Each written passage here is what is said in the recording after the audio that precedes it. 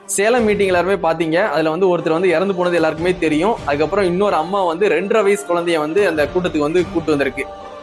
சரிங்களா? அதுல பத்திரிக்கையாளர்லாம் வந்து அவங்க அந்த அம்மா வந்து கொஸ்டின் எடுக்காங்க. கூட இருக்கவங்க அந்த அம்மா கூட இருக்கிற லேடிஸ் கிட்டையும் வந்து கொஸ்டின் வைக்கிறாங்க. இந்த மாதிரி வந்து 2.5 வயசு குழந்தை எதுக்கு கூட்டு வந்தீங்க? கரூர் இன்சிடென்ட் எல்லாம் பாக்கலையா? 3 வயசு குழந்தை எல்லாம் இறந்து போச்சு இல்ல அப்படின்னு சொல்லும் போது எங்களுக்கு வந்து சேஃபா தான் படுது, சேஃப்டியா தான் இருக்காதான் கூட்டு வந்தோம். என்ன சேஃப்டி அப்படின்னு சொல்லிட்டு பத்திரிக்கைக்காரங்களா கோவமா வந்து கொஸ்டின் வைக்கிறாங்க. அதுக்கு கூட இருக்க பொண்ணுக்கெல்லாம் வந்து இந்த மாதிரி வந்து சேஃப்டி எல்லாம் முக்கியம் இல்ல, எங்களுக்கு விஜயனை தான் முக்கியம்னு சொல்லிட்டு அந்த பொண்ணு சொல்லுது. அதுக்கப்புறம் வந்து உங்களுக்கு மனசாட்சி இல்லையா, 2.5 வயசு குழந்தைய வந்து கூட்டு வந்து கஷ்டப்படுத்துறீங்க, மனசாட்சி எல்லாம் இல்ல, எங்களுக்கு விஜயனை தான் முக்கியம் இப்படின்னு சொல்லி எல்லாருமே சொல்றாங்க. அந்த லேடிஸ் சொல்றாங்க. சரி, விஜயனை ரொம்ப முக்கியமாவே இருக்கட்டும். 2.5 வயசு குழந்தை வந்து அந்த வெயில்ல எப்படிதான் இருக்கும், ஏதாவது வாய் திறந்து பேசக்கூட முடியாது. வீட்டுக்கு போலாமா, எனக்கு வந்து வெயில் ஒத்துக்கல அப்படின்னு அந்த வாயை திறந்து கூட பேச முடியாது. அந்த குழந்தை பாவம் இல்ல, அந்த குழந்தைய கஷ்டப்படுத்தி அந்த அம்மா வந்து சிரிச்சுக்கிட்டே வந்து பேட்டி கொடுக்குது. எங்களுக்கு விஜயனை தான் முக்கியம், விஜயனை தான் முக்கியம், விஜயனை பார்க்க தான் வந்தேன்.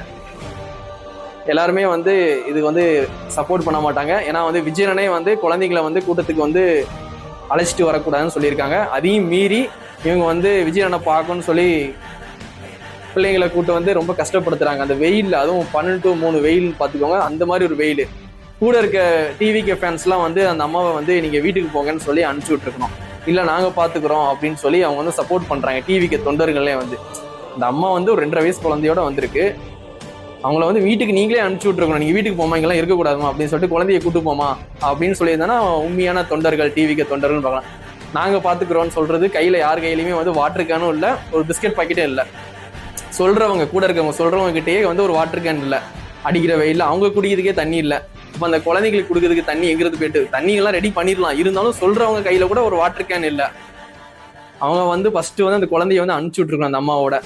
இப்ப குழந்தையோட வந்து ஏதாவது ஆயிடுச்சுன்னா வந்து பணம் கிடைக்குதுன்னு வராங்களான்னு தெரியல.